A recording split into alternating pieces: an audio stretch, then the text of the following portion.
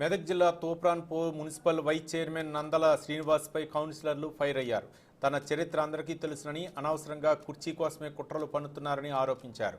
Municipal కౌన్సిలర్లు media సమావేశంలో మాట్లాడుతూ వైస్ చైర్మన్గా తనతో పాటు మరో 3 సభ్యులను వెంటబెట్టుకుని కుర్చీ కోసం స్వార్థ రాజకీయాలు చేస్తున్నారని ఆరోపించారు. స్వార్థ ప్రయోజనాల కోసమే కుట్రలు పన్నుతున్నారని విమర్శించారు కౌన్సిలర్లు. ఈ సందర్భంగా పోటాపోటీ మీడియా సమావేశాలతో తూప్రాన్ రాజకీయాలు వేడెక్కాయి.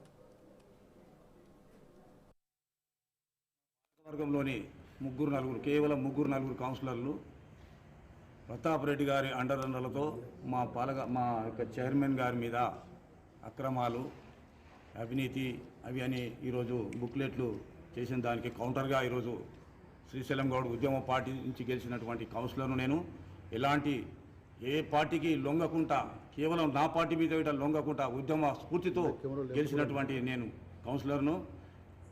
ప్రతాప్ రెడ్డి గారు, నీకు మంచి మనసుతో, విజ్ఞప్తితో మరియు హెచ్చరికతో చేస్తున్నటువంటి నా యొక్క ఆరోపణ, నీ చరిత్ర తూప్రాన్ ప్రజలకు మరి కొట్టొచ్చినటువంటి చరిత్ర నీది శ్రీనివాస్ గారు. మరి గతంలో నువ్వు వైస్ చైర్మన్ ఉన్నప్పుడు, వార్డ్ మెంబర్ ఉన్నప్పుడు నువ్వేమేమి చేసినావో మరి తూప్రాన్ ప్రజలకు తెలుసు, హైకమాండ్ మరి మంత్రి హరీష్ అన్న గారికి తెలుసు, ఎంపీ గారికి తెలుసు, మరి మన అందరికీ కూడా తెలుసు నీ చరిత్ర. మరి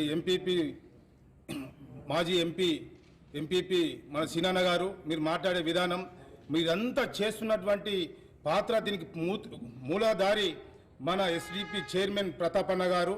ప్రతాపన్న